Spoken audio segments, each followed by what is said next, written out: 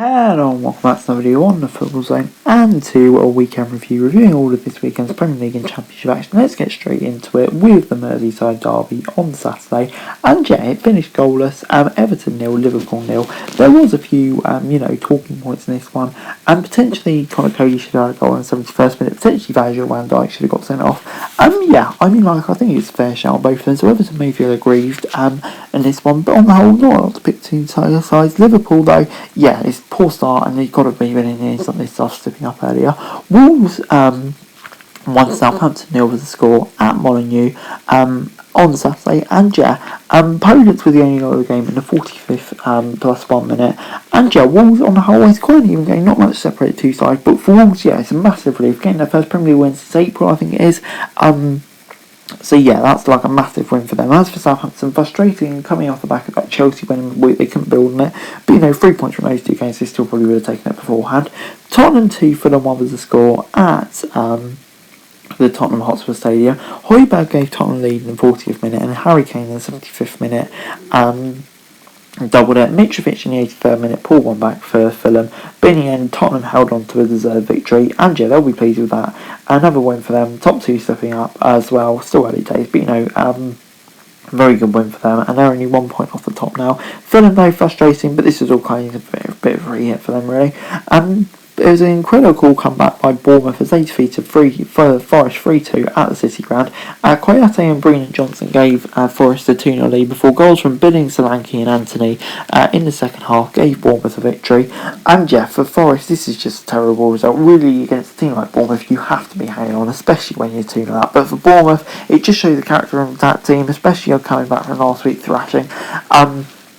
They'll be absolutely delighted with that, and Gary O'Neill's made a very good start to life as manager. Moving on then to Newcastle 0, Palace 0 at St James's Park, and the big talking point in this game is the 51st minute where a goal disallowed for Mitchell, and for me, I think VAR admitting they got it wrong now, and I have to agree, Newcastle really should have won this game, and so they'll feel very hard done by here. For Palace though, fortunate to hold on to a point, but it's a very good result for them. But Newcastle, I think coming out of this one will definitely be the most frustrated here. Finally then, moving on then to Chelsea 2, West Ham 1, and another controversial VAR decision, but just going through the goals first. Antonio, Chilwell and Havertz with the goals. Great comeback from Chelsea. Mendy made a screw up, and apparently West Ham player kicked him, touched him, and apparently that's now a foul. Tisla and Cornet's goal in the 90th minute, a well-deserved point for West Ham away at Chelsea. This is quite literally the worst decision I've ever seen made. I don't think there's much more to say. I'm just going to move on. Moving on then to Brentford 5, Leeds 2. A lot of goals in this game. Tony with a hat-trick. And Bumo and Vitor also scored. And goals for Sinestra and Roca. Brentford went 2-0 up and then 3-4-2 up. Good win for Brentford. They'll be absolutely delighted with that. Leeds, kind of slowing off after a slow start. Jesse March was also sent off here. But for Brentford, though, they're absolutely flying. And what a day for Ivan Toney, a hat-trick in the Premier League. A shocking result at the Villa Ground as City dropped points. And it certainly looked like when they wouldn't when the machine Erling Haaland gave them the lead in the 50th minute. But Leon Bailey in the 74th minute gave Villa the equaliser. And, City dominated the game, but fair play to Villa, you've got to give them credit. They hung in there, and in the end, they got their reward. And with all the rumours over Steven Gerrard, that's a big result for him, really, you feel like. But for Villa, for City, they'll be frustrated. She's got 3 points here. Moving on then to Brighton 5, Leicester 2. When was the last time we had 2 5-2s in the Premier League weekend? I'd love to know. But anyway, it's a crazy first 15 minutes here when it's 2-1 to Brighton, then 2-2, and then 3 goals for Brighton in the second half sealed the victory. And for Brighton, a dominant win here for me, and they were fully deserving of the victory. As for Leicester though, they'll be really frustrated, and pressure now surely is going to go on Brendan Rodgers. And then moving on into the final game of the Premier League weekend, and that was Manchester United 3, Arsenal 1. And Martinelli had a goal disallowed in the 12th minute before Anthony in the 35th minute gave United the lead. A drinking debut got up for him. Saka pulled one back, equalised, but goals from Rashford after that gave United a 3-1 win, and yeah, this was a statement win for United. Quite an even game, but for United to get a win like this, and for also their Arsenal disappointing start, first time they come up a big 6 team and they fail, which is concerning. Moving on then to the Championship though, and starting off with the Friday night football, West Brom 1, Burnley 1. Rodriguez gave Burnley the lead in the 30th minute before Brandon Thomas Asante in the 98th minute. This was a lovely goal. Getting West Brom the point on his debut. And yeah, West Brom, you'd have to say that point was thoroughly deserved. They pushed Burnley, and in the end they got their reward. Burnley will be absolutely gutted, but for West Brom, delight, still not what they want to be, but at the end of the day, a point is a lot better than none. Moving on then to Swansea 1, QPR 0 at Liberty Stadium. Joel Piero missed a penalty in the 16th minute, but he made up for it in the 21st minute, just 5 minutes later by putting Swansea ahead. And in the end, yeah, they held on, and I would say Swansea were fully deserving the 3 points here, so they'll be absolutely delighted with that. And yeah, they do need to start getting some momentum, because it's been a very slow start to the season really for Swansea, hasn't it? But for QPR, really disappointing this result, you have to say. Just weren't quite at the races today. Moving on then to Millwall 2, Cardiff 0 at the Den. Cresswell with a goal in the 63rd minute and a Fabian with a goal in the 90th minute, sealing the win for Millwall. And yeah, I'm more than not to pick between the two sides, but if I had to pick one, you'd definitely say Millwall were the better team here. So yeah, good result for them, and after a really poor streak, really, they'll be very happy with that. But for Cardiff, down to 21st, not on a good run at all at the moment. After a promising start, that does seem to be petering out quite quickly here for them, really. Moving on then to Rotherham 1, Watford 1 at the New York Stadium. Wood gave Rotherham lead in the 2nd minute before Bayer in the 33rd minute equalised for Watford. And considering the budgets of these two sides, this game was remarkably matched. Watford probably did have slightly more of the game, but for Rotherham this was just a brilliant performance from them, keeping the momentum going from a really, really strong start. But for Watford, they were just disappointed. Still not quite clicking yet, you feel.